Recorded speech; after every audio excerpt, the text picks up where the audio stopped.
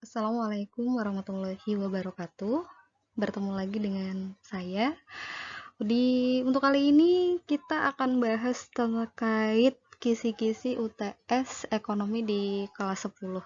Jadi, kalau mau tahu isi dari soal-soal UTS di hari Senin besok, jadi dilihat dan diperhatikan soal-soalnya seperti apa, pembahasannya bagaimana, penjelasannya gimana. Nah, jadi disimak baik-baik ya. Oke, kita akan next ke halaman selanjutnya. Oke, yang pertama itu soal nomor 1 itu dilihat dari materi bab 1 ya, materi tentang kebutuhan. Perlu kita ketahui dulu pengertian kebutuhan itu adalah segala sesuatu yang dibutuhkan manusia untuk melangsungkan kehidupannya. Nah, jadi segala sesuatu yang dibutuhkan manusia itu dapat berbentuk barang dan juga dapat berbentuk jasa. Di sini ada barang, nah di sini juga ada jasa, gitu ya. Oke, nah barang dan jasa ini itu disebut sebagai alat pemuas kebutuhan. Nah, dari barang dan jasa itu kan pasti diproduksi. Nah, prosesnya produksi itu diambil dari sumber daya alam. Nah, seperti yang di materi geografi ya, pernah juga dibahas di waktu SMP, sumber daya alam itu kan terbagi menjadi dua. Ada yang bisa diperbarui, terus ada juga yang tidak bisa atau yang tidak dapat diperbarui. Nah, untuk yang bisa diperbarui, oke lah, kita nggak usah bahas ke sini ya. Nah, kita langsung ke sumber daya alam yang tidak dapat diperbarui. Nah, jadi ketika ada sumber daya alam yang tidak dapat diperbarui, maka itu akan menimbulkan yang namanya kelangkaan. Ini kelangkaan di sini. Jadi, kelangkaan itu apa sih? Jadi yang pertama ini ada dua pengertian, sudah saya tulis ya. Yang pertama adalah keadaan sumber daya alam itu tidak dapat memenuhi kebutuhan manusia. Jadi kalau misalkan ditanyain, kenapa SDA-nya tidak bisa memenuhi kebutuhan manusia? Karena memang ada sumber daya alam yang tidak dapat diperbarui. Gitu. Kalau yang bisa diperbarui ya sudah, berarti akan terus ada gitu ya, mulai dari tumbuhan, air, udara, sinar matahari itu akan selalu ada.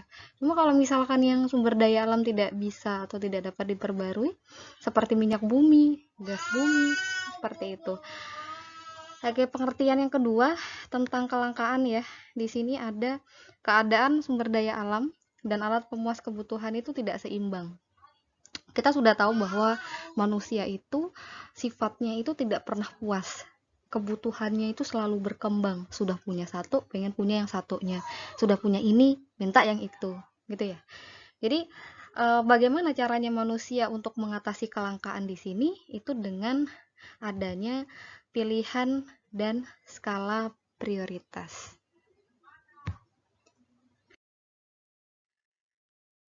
Oke, di sini ada nanti hubungan kelangkaan dengan pilihan dan skala prioritas itu hubungannya seperti apa. Jadi manusia itu membuat skala prioritas, kita perlu tahu dulu dong pengertian dari skala prioritas itu apa. Jadi skala prioritas itu adalah urutan kebutuhan dari yang terpenting sampai yang kurang penting, bukan nggak penting ya. Jadi sebenarnya kebutuhan itu semuanya penting, tapi memang ada urutannya gitu. Ada yang itulah kenapa kebutuhan kan ada urutannya juga. Mulai dari kebutuhan mutlak, kebutuhan primer, kebutuhan sekunder, sampai kebutuhan tersier sama. Jadi di dalam skala prioritas, cara untuk menentukan ini, kita dibuat list dulu. Ini misal nih kebutuhan gitu ya, ditulis. Kebutuhan di sini tulis, ya kan? Terus nomor 1, apa nih? Yang penting dulu, dari urutan yang paling penting. Terus nomor 2 apa? Terus nomor 3 gitu. Nah, nanti dari situ pasti waktu kita mikir, ini yang nomor 1 nih yang penting apa, nomor 2 yang penting apa, itu kan berarti otomatis kita milih dong, ya kan? Nomor 1 nih paling penting makan. Nah, antara makan terus yang nomor 2 yang paling penting, misal baju, misal. Nah, otomatis antara makan sama baju yang lebih penting yang mana? Pasti makan dulu. Nah, dari ketika manusia membuat skala prioritas itu pun, dia itu sebenarnya sudah milih mana yang terpenting, mana yang setengah penting, mana yang kurang penting gitu. Ya. Itu sih awal-awal untuk membuat skala prioritas dari situ. Nah, jadi kalau misalkan ditanyain apakah hubungan kelangkaan dengan pilihan dan skala prioritas, otomatis yang manusia lakukan untuk memenuhi kebutuhannya itu, untuk mengatasi kelangkaan itu, nah jadi hubungannya tidak terbatasnya kebutuhan manusia terhadap alat pemuas kebutuhan, di mana alat pemuas kebutuhan itu terbatas sehingga menyebabkan kelangkaan, maka untuk mengatasi kelangkaan itu manusia membuat pilihan dengan memilih kebutuhan yang sangat mendesak. Ini maksudnya yang sangat penting. Lalu karena ada pilihan itu, maka disusunlah skala prioritas dari urutan daftar pilihan dengan ditulis yang paling penting yang mana gitu. Terus yang kurang menengah penting sama yang kurang penting. Jadi hubungannya apa? Hubungannya skala prioritas dengan pilihan yang dibuat oleh manusia itu adalah cara manusia untuk mengatasi kelangkaan. Cara manusia untuk tetap memenuhi kebutuhannya sekalipun alat pemuas kebutuhannya itu langka. Nah, itulah dibutuhkan pilihan dan skala prioritas. Jadi kurang lebih gitu ya. Untuk besok nulis mau jawab soalnya harus tahu intinya, inti pentingnya apa. Tuh.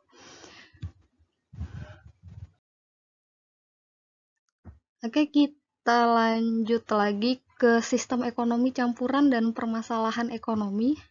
Jadi untuk ini kalau nggak salah di bab 2 ya.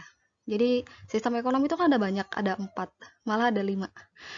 Yang pertama itu kan ada sistem ekonomi komando, sistem ekonomi pasar, terus ada sistem ekonomi campuran, terus sistem ekonomi tradisional, ya kan. Nah, coba deh dibuka lagi di bab 2. Nah, untuk ini soal yang kedua itu menanyakan tentang bagaimana sih caranya sistem ekonomi campuran itu dalam mengatasi permasalahan ekonomi.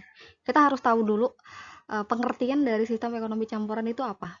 Jadi, sistem ekonomi campuran itu adalah kolaborasi atau apa ya, mix lah, dicampur gitu ya, namanya juga campuran. Nah, gabungan antara sistem ekonomi komando dengan sistem ekonomi pasar. Jadi kalau sistem ekonomi komando itu pengertiannya segala sesuatu perekonomian di suatu negara itu semuanya pemerintah yang ngatur, mulai dari harga barang, terus nanti proses jual beli itu gimana, tawar menawar itu gimana, cara nabung itu gimana, itu semuanya pemerintah yang nentuin gitu. Tapi kalau misalkan sistem ekonomi pasar, nah itu semua penentuan harga barang itu semuanya dilimpahkan, diserahkan ke proses yang ada di pasar. Jadi mau harga cabai itu 20.000, ya itu terserah sama si penjual sama pembeli. Jadi pemerintah nggak ikut-ikut campur gitu. Itu kalau di sistem ekonomi pasar. Nah, untuk sistem ekonomi campuran kan tadi udah jelasin di awal, dia itu mix ya. Campuran antara sistem ekonomi komando dengan sistem ekonomi pasar. Jadi ketika di suatu negara itu terjadi masalah ekonomi, biasanya ini masalah ekonomi berupa inflasi, ya, maka kegiatan perekonomian itu diserahkan pada mekanisme pasar. Pembentukan harga barang diserahkan pada proses permintaan dan penawaran harga di pasar. Tapi, jika terjadi inflasi, maka pemerintah berkewajiban untuk ikut mengatasi inflasi melalui berbagai cara. Itu bisa pakai kebijakan fiskal sama kebijakan moneter. Jadi intinya apa? Bagaimana cara sistem ekonomi campuran dalam mengatasi permasalahan ekonomi? Jawabannya, kegiatan perekonomian tetap diserahkan pada mekanisme pasar, tetapi jika nanti negara itu terkena permasalahan inflasi, maka pemerintah juga harus ikut andil dalam mengatasi inflasi itu. Itu sih ya. Jadi nanti ditulis pengertiannya. Kalau mau ditulis pengertiannya juga nggak apa-apa. Tapi kalau misalkan mau langsung lanjut ke to the point, ke jawabannya seperti itu ya. Oke. Oke, kita langsung lanjut lagi ke soal nomor 3 ya. Nomor 3 itu bagaimana peran pelaku ekonomi dalam circular flow diagram 2 sektor. Nah, circular flow diagram itu kan ada 4 sektor ya. Karena peran pelaku ekonomi itu ada 4. 1 ada RTK, 2 RTP, 3 pemerintah sama masyarakat luar negeri. Nah, ini dipilih yang simple aja, yang dua sektor. Itu ada di sini ada RTK. ya. Ini ada RTK, di sini ada RTP. Nah, jadi nanti kalau mau jawab jangan dibuat diagram gitu. Harusnya dijelasin jadi apa? Jadi kayak narasi. Nah, saya jelaskan dulu ya. Nah, jadi RTK itu yang pertama, dia menyediakan faktor produksi pada RTP. Faktor produksinya buat siapa? Buat RTP. Faktor produksinya apa aja? Ada tanah, ada modal, ada tenaga kerja. Kalau mau nambahin nggak apa-apa. Tapi ini aja udah cukup ya. Nah, untuk setelah itu nomor 2. Ini nomor 1 nih. Nah, kalau udah disediakan faktor produksi, terus RTP-nya ngapain? RTP-nya membalas atas faktor produksi dari RTK. Itu karena udah disediakan faktor produksi, harus ada balas jasanya. Nah, kalau tanah tadi itu berupa sewa, modal nanti dibalas dengan bunga ya, sama tenaga kerja dibalas dengan upah. Jadi harus sama nih. Berarti kalau faktor produksinya ada 3, berarti balas jasanya juga ada 3. Gitu ya, sama ya. Oke, lanjut ya. Lanjut ke nomor 3. Nah, di nomor 3 ini kan tadi si rumah tangga produsen sudah disediakan faktor produksi nih dari RTK. Nah, akhirnya produsen itu memproduksi barang dan jasa yang diinginkan sama dia. Akhirnya kalau barang sama jasanya udah jadi, nah diserahkanlah ke RTK, itu dijual. Bukan dikasih, itu dijual ya. Nah, terus kalau sudah dijual berarti RTK-nya wajib untuk bayar. Diusahakan bayar, jangan utang. Itu jadi tunai dong, ya kan. Nah, jadi gitu, membayar barang yang dibeli dari RTP. Jadi si RTK ini udah beli barang nih dari RTP, jadi dibayar, nanti duitnya ke RTP sini, kayak gitu ya. Nanti dibuat narasi gitu ya, jangan digambar-gambar aja. Kalau cuma digambar-gambar nggak dijelasin ya sama aja. Oke, lanjut.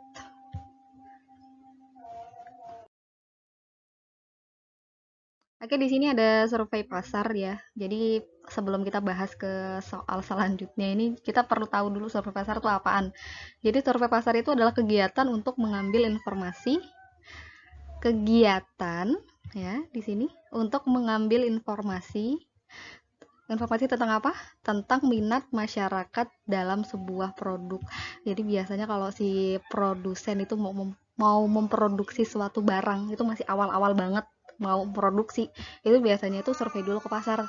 Ini orang-orang pada suka nggak nih nantinya. Jangan tahu-tahu buat aja gitu tanpa disurvei dulu. Buat tapi nanti waktu dijualin nggak banyak orang yang suka, itu kan kasihan gitu. Maksudnya modal yang udah dikeluarin buat produksi itu kan nanti jadi sia-sia gitu. Nah, terus ini pertanyaannya. Jadi, apa sih hubungannya survei pasar itu dengan pendapatan produsen? Nah, jadi hubungannya semakin objektif dan analitis data survei pasar yang didapatkan, maka pemasaran suatu produk itu akan semakin baik. Itu berarti dia berbanding lurus. Kalau survei pasarnya itu datanya objektif ya kan, bener-bener didatengin ke pasar, analisisnya dengan baik, maksudnya dengan banyak perhitungan, ini bener nggak nih orang-orang suka sama produk kita. Nanti kalau udah dijualin, pertama nggak usah banyak-banyak produksinya, dikit dulu ya kan, dijualin. Nah, habis itu berapa bulan kemudian dilakukan lagi survei pasar gitu, minatnya gimana, banyak nggak, semakin banyak atau enggak gitu. Atau kalau misalkan minatnya semakin turun, baru dianalisis lagi apa yang kurang barangnya gitu ya. Jadi hubungan survei pasar dengan pendapatan produsen itu berbanding lurus.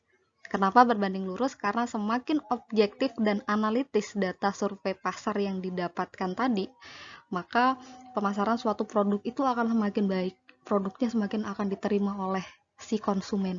Akhirnya apa? Semakin banyak konsumen yang beli, otomatis nanti pendapatan produsen juga akan semakin meningkat. Gitu ya. Nanti penjelasannya kayak gitu. Berarti berbanding lurus.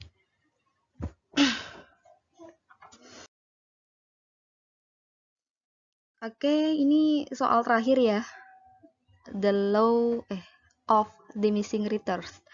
Jadi Oke, dibaca dulu. Teori produksi hukum hasil lebih yang semakin berkurang ini menyatakan apabila faktor produksi yang dapat diubah jumlahnya atau tenaga kerja terus-menerus ditambah sebanyak 1 unit, pada mulanya produksi total akan semakin banyak pertambahannya. Akan tetapi sesudah mencapai suatu tingkat tertentu, maka produksi tambahannya akan semakin berkurang. Sampai pada akhirnya dia itu akan mencapai nilai negatif. Jadi maksudnya gini, ini langsung ke intinya ya, biar lebih paham. Jadi intinya, the law at missing returns ya, itu adalah proses produksi yang tidak maksimal gitu. Jadi dia produksi suatu produk itu nggak maksimal gitu loh prosesnya. Kenapa? Karena ada penambahan tenaga kerja tapi tingkat jumlah produksinya sama gitu. Pasti nanti akan ada beberapa tenaga kerja itu yang apa ya, nggak ada kerjanya gitu, cuma masuk doang tapi nggak kerja gitu. Oke, dari sini nanti ada beberapa contoh ya.